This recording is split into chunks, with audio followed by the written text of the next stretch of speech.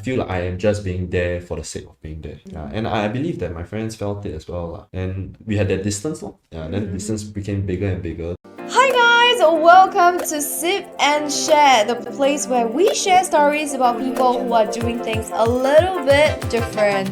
Their vision, passion, and most painful lessons. See you in the videos.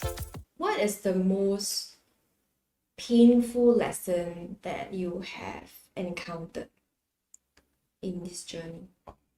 Painful. Or memorable, however you want to put it. Something that comes to mind when I talk about pain in the industry.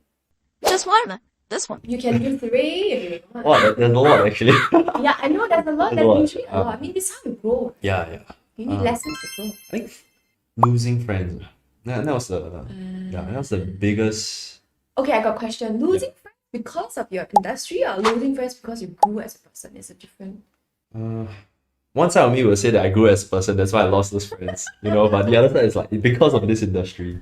Yeah. What do you mean one side or the other side? I'm sure you know like how. Yeah, so maybe I can share it with you, right? Yeah, So, I think back then, you had this bunch of friends, and then afterwards it's just all play or do whatever you want. There was certain lifestyle. They have certain lifestyle habits. Correct. So okay. upon like entering the business, then usually we have this idea of like, oh, maybe you know what you want to know in maybe 1 year, 5 years, or like 10 years lah.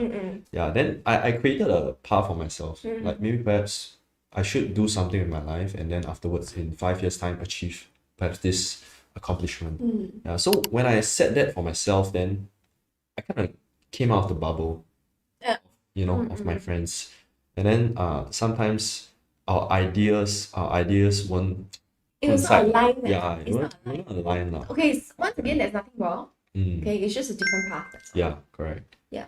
So even till today, then when it doesn't align, sometimes like the conversations that you have and then the frequency that you are at is very different. Yes. Yeah. Then sometimes on my end and even till today, I sometimes have to ask myself like, am I at it wrong? Yeah, because I felt that actually I'm not the most interested, or sometimes I don't even know what to say. Yeah, to the point that I feel like I am just being there for the sake of being there. Yeah, and I believe that my friends felt it as well, and that we had that distance, yeah, and then the distance became bigger and bigger to the point that they feel like, hey, you know what? Maybe the They always like that. They always say that about you. Like okay, then it sounds like it's because you grew as a person. You joined the industry, yes, but because of this, it made you think about life differently, and that made you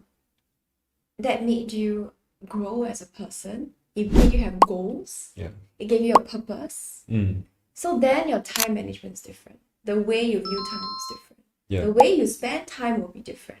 Correct. Would that be right? Yeah, it's spot on actually. Yeah. So then your lifestyle habits are different, and therefore you will find new friends. That's it. And it's sad. It's sad, but everybody who goes through a period of growth, right, will go through this. Yeah.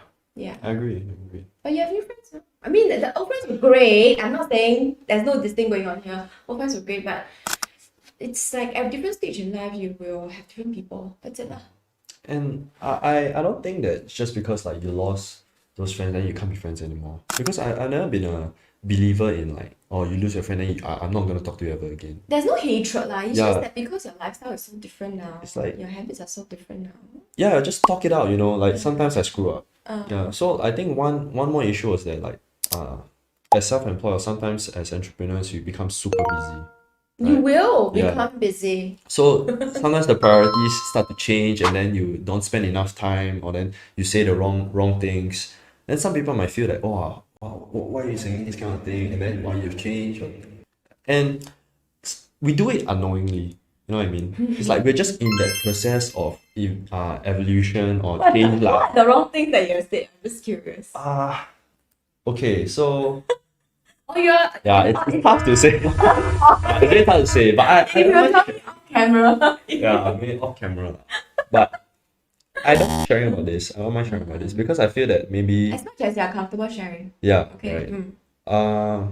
So I had this really good friend, right? This bunch of good friends. Then afterwards, I so happened to like there's 2 different names. So I was basically talking about business. Right. So I was speaking to another guy, and then both had the same name with almost identical wallpapers.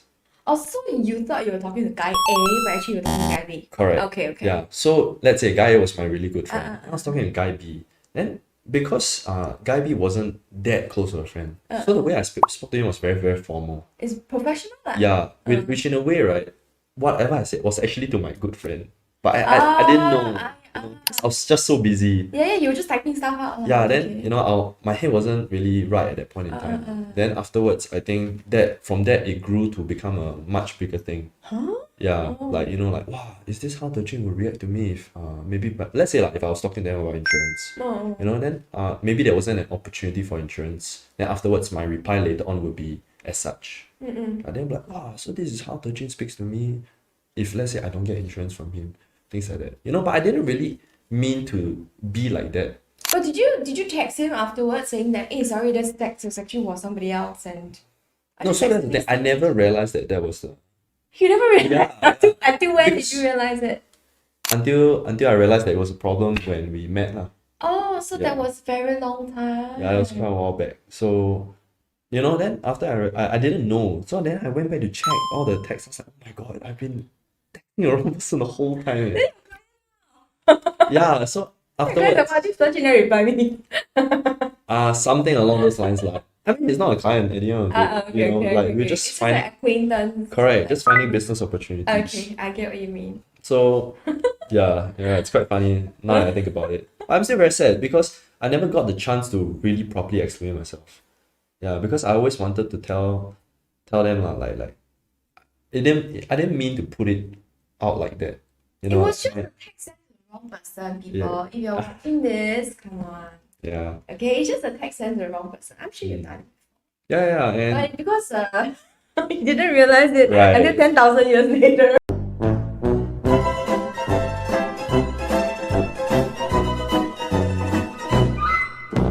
yeah.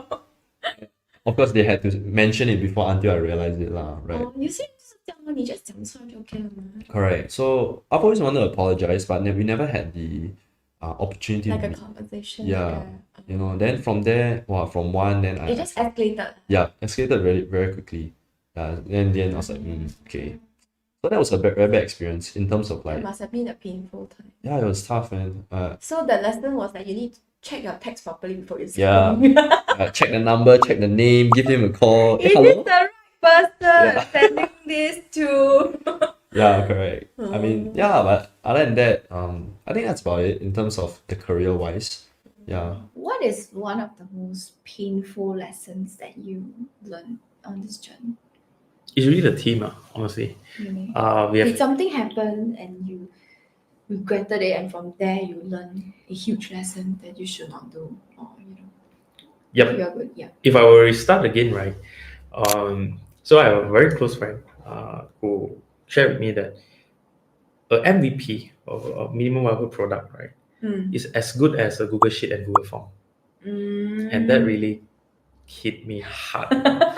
How so? And the reason is because the NhiLe actually started with a no code app. That means we hired a so-called tech person from Mexico to rebuild the app. You spend like a 5-figure on building the app itself, and at the end of the day, it can work. And my friend technically showed me a Google Sheet and Google Form can actually replace the entire feature that I tried to build using a no-code app. So that actually hit me hard in terms. I wouldn't say it's a failure, right? But it's painful enough to realize the fundamental of building a project or kicking off an idea is wrong. The foundation itself is you try to use a chainsaw to cut something small, right? I hear what you Right, mean. Would so- you say that is the pain of not knowing enough? Yeah, I think the painful part was how come this kind of You didn't know. process was not being taught, right, in the process of building stuff. Thanks for watching this video. If you like what you have just watched, remember to like, share, and subscribe. You can also follow us on other social media platforms. And if you have someone that you would like to recommend as a guest, leave a comment below. See you in the next episode.